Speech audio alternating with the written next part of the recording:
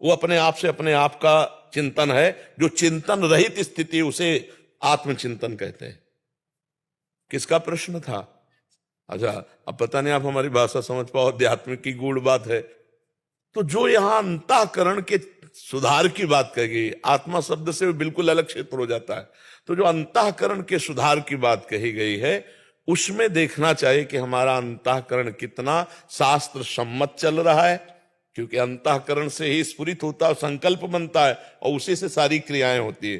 तो तस्मात् शास्त्रम प्रमाणन्ते कार्याकार्यो व्यवस्थितो, क्या करना चाहिए क्या नहीं करना चाहिए ये शास्त्र आज्ञा करता है। शास्त्र की बात नहीं समझ में आती तो संतों के मुख से सुन लो, वो विधि निषेध का वर्णन करते हैं। तो जो विधि है वो करना और जो निषेध है उसे ना करना, यही आत्मनिरीक्षण है। और इसी आत्मनिरीक्षण से भगवत चिंतन बनेगा और भगवान के मार्ग में अग्रसर हो पाएगा पथिक। अगर वो गलत आचरण करता रहा तो अनुभव नहीं होगा। फिर लोग कहते हैं हम 20 साल से भजन कर रहे हैं, हमें कुछ अनुभव नहीं हुआ। तो चलनी में गैया दुहे और दोष दैव को दे। गाय दुहे चलनी में, वो कहे कि हमारे भाग्य में दूध नहीं लिखा, तो भैया तू इतने छेद वाले पात्र में दूध आए, कैसे बात बनेगी? पहले छेद बंद कर या पात्र ऐसा ला। तो ऐसे ही हम लोग जो गंदे आचरण कर देते हैं, वो गंदे आचरण वाले छेद से हमारा भजन भगवत चिंतन वो सब वहीं से बह जाता है। हमको अनुभव नहीं हो पाता, हमारी स्थिति ऊपर नहीं उठ पाती है। तो हमें आत्मचिंतन का मतलब अंतःकरण का निरीक्षण करना चाहिए कि हमारी बुद्धि में कहीं सांसारिक सुख की वजह से मन में कहीं सांसारिक सुख का संकल्प तो नहीं बन रहा, और मन और बुद्धि की प्रेरणा से कहीं इंद्रियां गलत क्रियाओं में तो नहीं उतर रही। इनका निरीक्षण करता रहे और शास्त्र सम्मत चलता रहे। समझ पा रहे हैं आप जी? सर शर्मा जी हिमाचल से। राधे राधे महाराज जी। गुरुदेव आपके चरणों में कोटि कोटि प्रणाम। महाराज जी, मेरा स्वभाव स्पष्टवादी है। अगर किसी की बात या कोई व्यवहार आचरण मुझे ठीक नहीं लगता तो उन्हें मैं प्रेम पूर्वक बोल देता हूं। ऐसा करने पर कुछ लोग तो उसे सहर्ष स्वीकार करते हैं, परंतु कुछ लोग नहीं। परिणाम स्वरूप जो लोग उसे स्वीकार नहीं करते वो यहाँ तो बुरा मान जाते हैं या बातचीत करना बंद कर देते हैं। कई बार इसके परिणाम स्वरूप माता पिता भी रुष्ट हो जाते हैं और कहते हैं कि आपको सामाजिकता का ज्ञान नहीं है। हाँ, इस पर तर्क वितर्क होने लगता है, हाँ, नहीं, आहत होता है दिल। ये उत्तम स्वभाव नहीं है। पहली बात तो हमें सबके दोष देखने का अधिकार ही नहीं है। गुरु को शिष्य के दोष देखने का अधिकार है, माता पिता को पुत्र के दोष, और मित्र को मित्र के। जैसे आपका कोई मित्र है, अब आप उससे बात करो, वो नाराज भी हो जाए तो दूसरे दिन फिर बैठेंगे एक जगह पास, फिर समझाएंगे, क्योंकि वो मित्र है हमारा। और शास्त्र आज्ञा करता है कि कुपथ निवारी सुपंथ चलावा। मित्र का लक्षण है गंदे मार्ग से हटाकर अच्छे मार्ग में मित्र को चलाना। शेष जब तक आपसे कोई ना पूछे तब तक नहीं बोलना चाहिए। तेरे भावे जो करे भलो बुलो संसार, नारायण तू बैठ के अपनो कौन बुहार। यदि वो गलत कर रहा है, आप गलत देख रहे हो, तो खड़े तो दोनों हैं, समय तो दोनों का बर्बाद हो रहा है। एक गलत कर रहा है और एक गलत देख रहा है। ये आदमी दोषी है, ये पापी है, ये नीच है। तो जो गति उसकी होगी वही गति उसकी होगी, क्योंकि समय तो दोनों का एक ही काम में जा रहा है ना।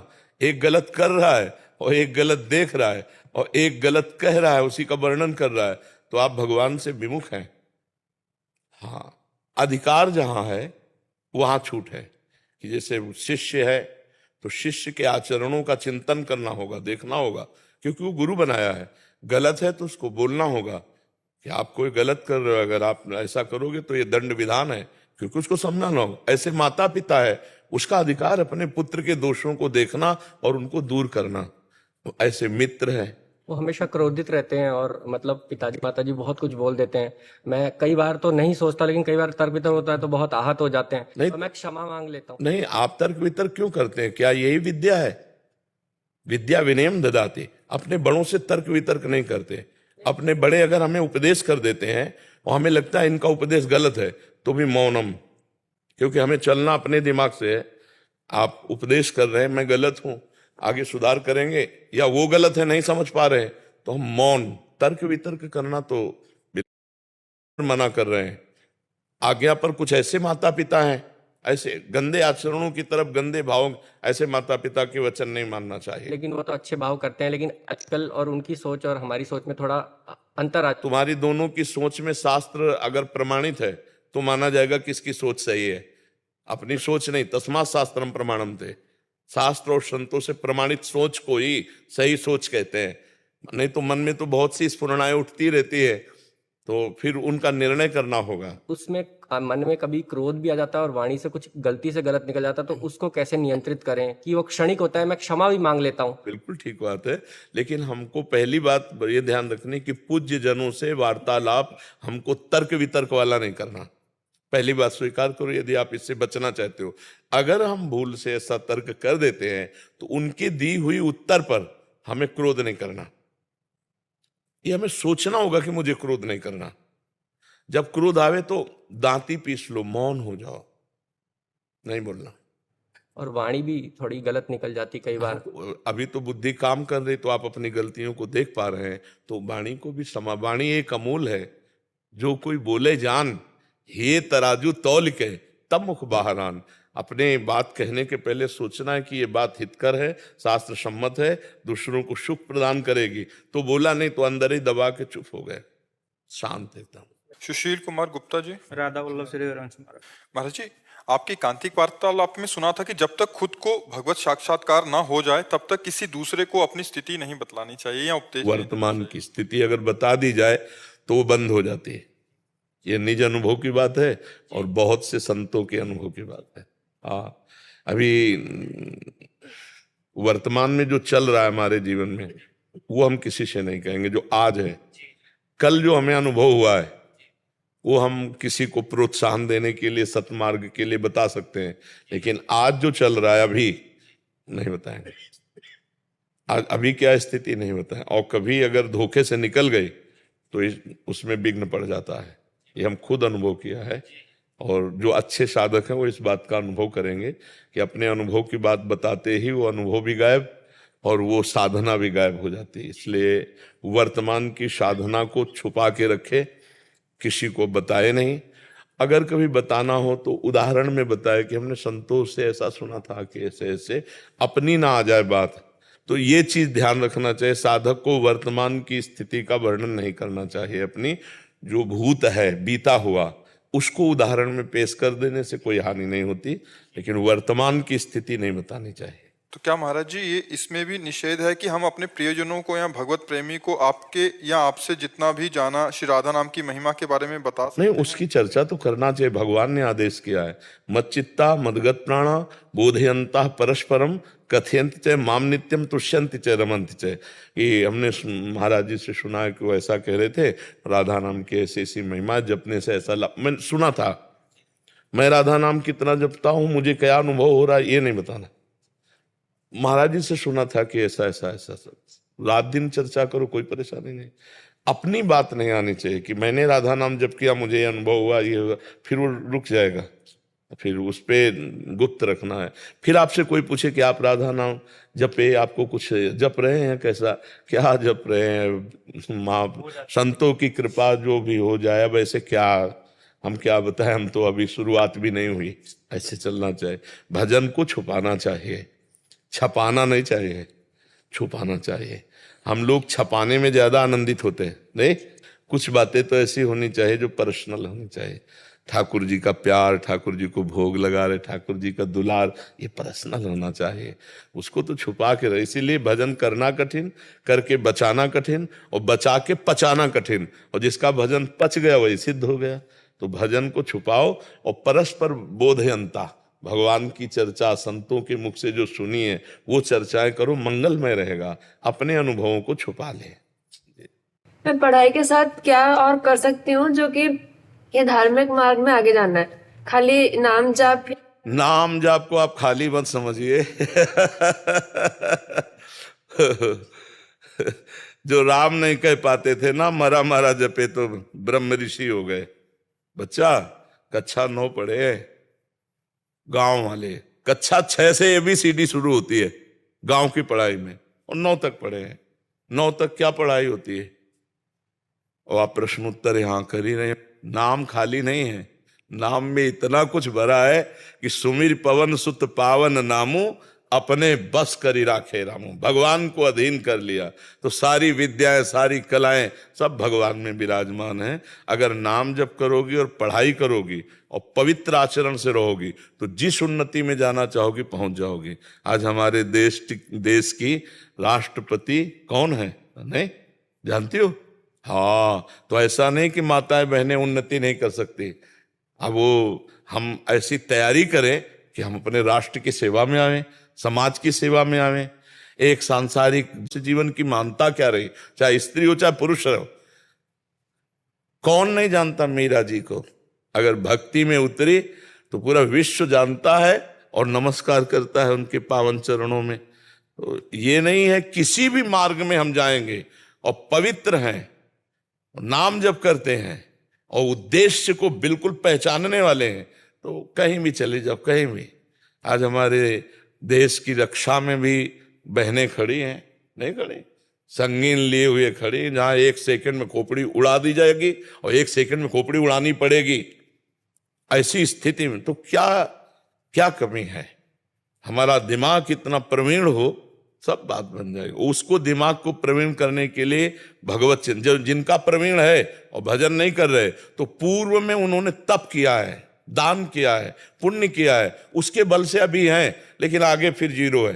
ये पुरानी खेती है। और जो आज नाम जप कर रहे हैं, धर्म से चल रहे हैं, कष्ट पा रहे हैं, इनकी ये खेती बहुत जोर की पीछे वाली गड़बड़ थी जो अभी उनको परेशान कर रही, लेकिन आगे चलकर उनका बहुत सुंदर जीवन होगा। तो इसलिए नाम जप को ना समझे कि क्या हो जाएगा और कोई धार्मिक प्रवृत्ति, नाम जप मात्र से सब कुछ हो जाएगा।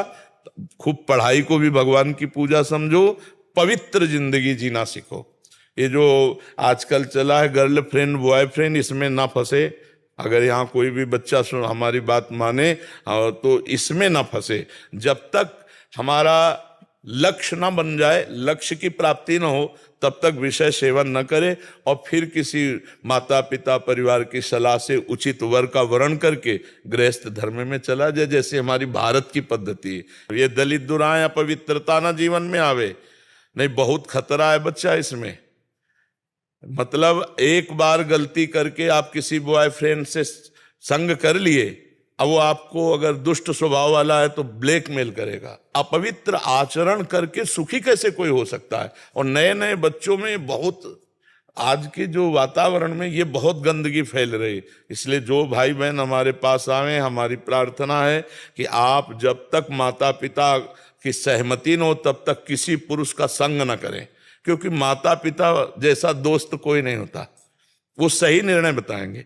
हमारा यदि कोई दोस्त बन रहा है तो अपने माता पिता से मिलाएं और उनकी अनुमति लेकर जब पाणी ग्रहण हो जाए तभी संग करें, नहीं संग ना करें। दोस्ती कर लो, कोई परेशानी नहीं।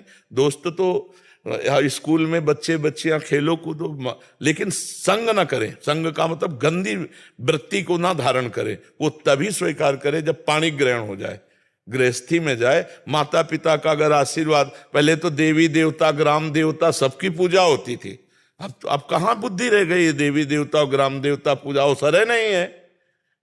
पहले ही जब गंदी बातें हो रही, बहुत गलत है। हमारे भारत देश की परिपाटी नहीं है। तो इसलिए हमारी प्रार्थना, चरित्र पवित्र रखना, नाम जप करना, पढ़ाई को अपनी पूजा मानना, फिर आप आगे बढ़ के देख लेना कि उन्नति कैसे होती है। चरित्रहीन हमारे यहाँ पूजनीय नहीं होता। पुलस्त कुल में जन्मा था रावण, उत्तम कुल पुलस्त करनाती। चरित्रहीन होने के कारण राक्षस कहा गया। अरे ब्रह्म ऋषि की संतान है, ब्राह्मण है, कोई साधारण नहीं है, और बस आचरण बिगड़ गए तो राक्षस कहा गया। तो इसलिए आचरण, हम चरित्र अगर बिगड़ गया तो हमें बनारस में एक बार एक संत से मिलाने गए तो जज थे, बहुत ऊंची स्थिति उनकी थी। ऐसे जोर से हाथ पकड़ा, उस समय नवीन अवस्था थी, तो हमें अंग्रेजी नहीं आती क्योंकि गांव के पढ़े, तो उन्होंने कहा था, मतलब हिंदी में उसका अर्थ हमको दूसरे ने बताया था, वो गुड करेक्टर मतलब अच्छा चरित्र, और अंग्रेजी में कुछ बोला था उन्होंने कि जिसका करेक्टर सही है वही हमारे यहाँ बंधनीय और पूजनीय होता है, कभी टूटना नहीं, तुम्हारा चरित्र नहीं बिगड़ना चाहिए। उन्होंने शिक्षा दी थी, तुम्हारा चरित्र नहीं बिगड़ना चाहिए। तो गुरुजनों की कृपा से जीवन में ये बात ध्यान रखी कि चरित्र नहीं बिगड़ना चाहिए। चरित्र, हमारे यहाँ रामचरित गाया जाता है। क्यों? क्योंकि भगवान मर्यादा पुरुषोत्तम इतना भी कभी धर्म विरुद्ध नहीं तो भगवान शिव का अनन्य उपासक रावण है। आज भी कहीं अभिषेक होगा तो उसका लिखित तांडव गाया जाएगा। जटाटवी गलत ज्वल प्रवाह पावित स्थले गोले लंब लंबितम भुजंग तुंग माल। ऐसा थोड़ी जैसे झूला झुलाया जाता है, ऐसे महादेव और पार्वती जी को 20 बार अपनी भुजाओं पर उठाकर ऐसे झुलाया है। कोई साधारण थोड़ी था, लेकिन चरित्र बिगड़ गया। चरित्र बिगड़, दूसरे की तरफ गंदी दृष्टि रखने वाला रावण, वो मार के भगवान ने उसको फेंक दिया। खोपड़ियों पर बंदर लात मारते थे जैसे फुटबॉल में मारा। तो मंदोदरी देख के कहा, राम विमुख हस हाल तुम्हारा, रहा को कुल रोवल यारा। इसलिए सबको चरित्र पर ध्यान देना चाहिए। अपना चरित्र पवित्र हो और नाम जब चल रहा हो अपने कर्तव्य को पूजा समझो। चाहे वो किसानी हो, चाहे व्यापार हो, चाहे नौकरी हो, चाहे राष्ट्र सेवा हो, जो अपना कर्तव्य भगवान ने दिया हो हमारी पूजा है। हम अगरबत्ती लगावें, धूप बत्ती लगावें या ना लगावें, हम अपनी पूजा में अगर सत्य में है तो भगवान उसी से प्रसन्न हो जाएंगे। अब इधर अगरबत्ती लगा के उधर जाके बेईमानी करो तो अगरबत्ती के धुआं से भगवान थोड़ी प्रसन्न हो जाएंगे, है? तो ये बात है। राधे राधे महाराज जी।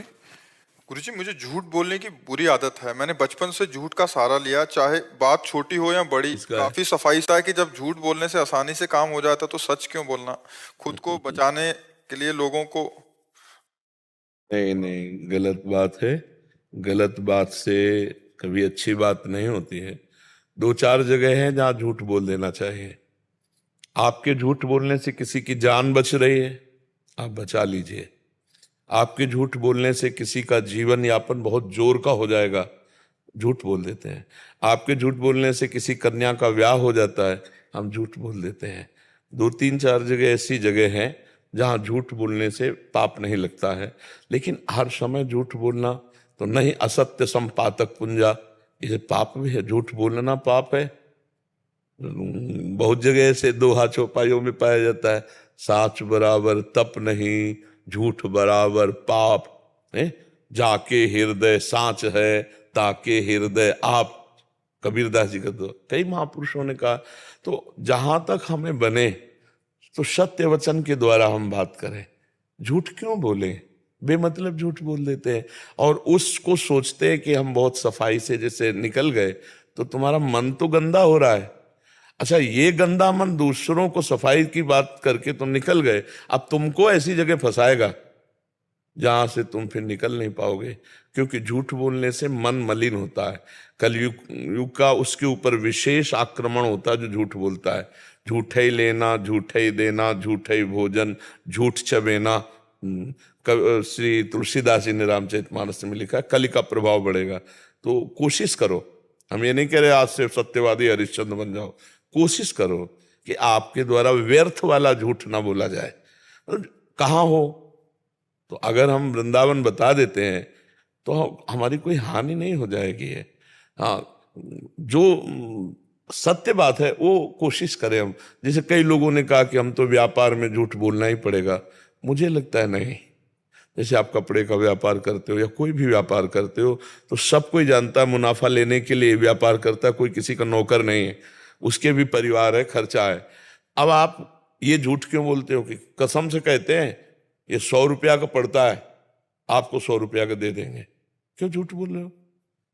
120 रुपया मीटर देंगे, बस। आपको लेना है लीजिए, आपको नहीं लेना चले जाइए। सही ठोस बात रखोगे ना, कपड़ा सही और उसका मुनाफा लेकर दाम सही, तो लोग धीरे धीरे समझ जाएंगे कि यार। अब कसम खा के आपने कह दिया कि 100 रुपया का पड़ता है, आपको दे देंगे, ऐसा कैसे झूठ बोल दिया? अब वही उसके लिए अपराध बन गया और वो जानता नहीं। आप फिक्स रखिए, सब कोई जानता है मुनाफे के लिए व्यापार होता है, तो झूठ बोलना जरूरी थोड़ी है। नहीं, बिल्कुल करेक्ट दाम रखिए, उसमें अपना मुनाफा जोड़कर। और देनहार भगवान है। जब आप सत्य पे चलोगे तो भगवान अपने आप व्यवस्था कर देते हैं। प्रयास अपना होता है, व्यवस्था भगवान की होती है। तो हमें लगता है बच्चा झूठ तो नहीं बोलना चाहिए। प्रयास करे, धीरे धीरे अभ्यास करें कि हम झूठ ना बोले। अब कई लोगों को मोबाइल झूठ बुलवाता है, हेलो कहाँ हो, बोले इस समय तो हम आगरे में है, बगल वाले घर में, आज तो नहीं मिल पाएंगे, आगरे में हैं हम, थोड़ा दूर हैं। ऐसा झूठ क्यों बोल दिया, भैया हमें नहीं मिलना, अभी हमें नहीं मिलना, खत्म खेल। हम झूठ क्यों बोलेंगे हम आगरे में, ऐसे तो बहुत से ऐसे झूठ हैं जो व्यर्थ के हैं, जिनको अगर हम सत्य बोले तो हमारी कोई हानि नहीं है उसमें। वैसे सत्य बोलने से हानि भी है भी नहीं। अगर हम गलत किए हैं, हम सत्य बोल देंगे तो हमारा सुधार हो जाएगा, हमें दंड मिलेगा, हम पवित्र हो जाएंगे, हमारी गंदी आदतें छूट जाएंगी। हम गंदी आदतों को बहुत सजा कर सत्य बोल करके और निकल जाते हैं, तो वो निकल नहीं गए, वो कर्म फंसाएगा कहीं ना कहीं, क्योंकि वो बचा हुआ है। और जैसे गलती हुई, हमने स्वीकार कर ली, हमसे गलती हो गई, अब वो गाली दे या हमें अपमानित करे तो हमारे कर्म का फल हो गया, और आगे से हम गलती करेंगे नहीं। तो सत्य तो भगवान का स्वरूप है, सच्चिदानंद रूप है। तो हमें लगता है बच्चा झूठ नहीं बोलना चाहिए। अभी कहीं ना कहीं आपकी बुद्धि शुद्ध है, जिससे आप अपने दोष को पकड़ पा रहे हैं, और तो उसको छोड़ भी दीजिए। जिस दोष को हमने अपने अंदर पकड़ा उसे धीरे धीरे छोड़ देते हैं, अभ्यास करते हैं सत्य बोलने का, सही बोलने का, तो भगवान आपको बल देंगे। ठीक है, और थोड़ा नाम जप कर लीजिएगा। नाम जप करते हैं, ये भी तो झूठ नहीं बोल रहे। हाँ, कितने मिनट करते? 5001 पर डे। बहुत सुंदर, धन्यवाद, और बढ़ाते रहिएगा आगे। ठीक है, आजकल काउंटर चला है बहुत अच्छा, उसमें मन लग जाएगा।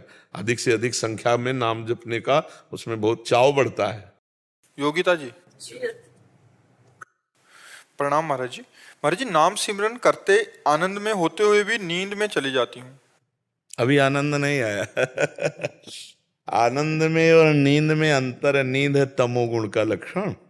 इंद्रियां आनंद में टिक नहीं पाई, इसलिए तमोगुण में चली गई। नहीं तो नींद में भी भजन का आनंद रहता है। जब आनंद आता है ना, तो नींद में भी भजन होते हैं, और भजन में नींद आ जाए, ये तमोगुण का है। इसका मतलब आनंद नहीं। जैसे आपको भोजन भूख लगी और आप भोजन पाव, भला सो जाओ। आप फिल्म पसंद की भला देखने बैठो, 3 घंटे सो जाओ, तो हमें बताना क्यों? आनंद आ रहा है ना, आनंद आ रहा है ना, तभी। कैसे सो सकते हो? आनंद आ रहा है। आपका क्रिकेट प्रिय खेल हो और चल रहा हो, और फिर सो जाओ, तो हमें दिखाओ, नहीं सो। क्यों? आनंद आ रहा है, क्योंकि आपके मन के अनुकूल विषय चल रहा है। भजन को मन में आनंद नहीं मिला, इसलिए नींद में चला गया। अगर मन को भजन का आनंद मिला होता तो नींद में नहीं जाता। हाँ, जब भजन का आनंद मिलेगा तो 5 बातें ठीक हो जाएंगी। 5 बहुबात, भोग, ये सब अच्छा नहीं। खान पान ते भावे है, नहीं कोमल वसन सुहावे है, सब विषय लगे ते खारा है, हरियासिक कामग न्यारा है। तुम सच्ची मानना, मतलब 24 घंटे में 15 मिनट लेटने पर ऐसा लगता था हम बहुत सो गए। 15 मिनट एकदम जैसे उठ के बैठ गए, लगा 15 मिनट है यार, इस घड़ी खराब है क्या? ऐसा दिमाग में छाया हुआ था भजन करना, तो नींद 15 मिनट लेटे एकदम। जब तमोगुण नहीं तो फिर नींद कहां से? तमोगुण में ही नींद है। निद्रा आलस्य प्रमादोत्सम तत्तामस मुदाहृतम। प्रमाद और तमोगुण, नींद, आलस्य, ये तमोगुण के प्रभाव से आता है। न रजोगुण न तमोगुण, तो नींद कहां? सात्विक। भजन करते करते नींद में चले जाना है, तमोगुण की प्रधानता का लक्षण है। ये नहीं होना चाहिए। खड़े हो जाओ, खड़े होके भजन करो, टहल के भजन करो। भजन के समय नींद नहीं, नींद के समय भजन करो, लेकिन भजन के समय नींद नहीं। जैसे अब सो रहे हैं तो सोने जाए तो राधा राधा राधा, हमें सोने की चिंता नहीं। हम राधा राधा करते हुए कब सो गए, फिर जब जगेंगे तो राधा राधा करते हुए जगे, अपनी दिनचर्या में लगे, तब ऐसे भजन होता है। इसे नहीं कि भजन में आनंद आ रहा है तो नींद में चले गए। आनंद में कैसे नींद आ सकती है? हमें जरा बताना।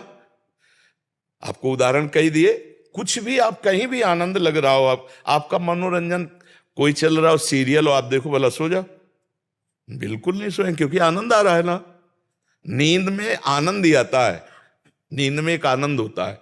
संसार के चिंतन को छोड़ करके 6 घंटे बिल्कुल रहे, तो इंद्रियां पुष्ट हो गई, उनको एक आनंद आता है, एक नया जीवन सा मिलता है। 6 घंटे नींद में क्या होता है? संसार का चिंतन नहीं होता। ऐसे ही जिस मनोरंजन को आप देखते होते हैं तो अन्य सब चिंतन भूल जाता है, वो आनंद आता है।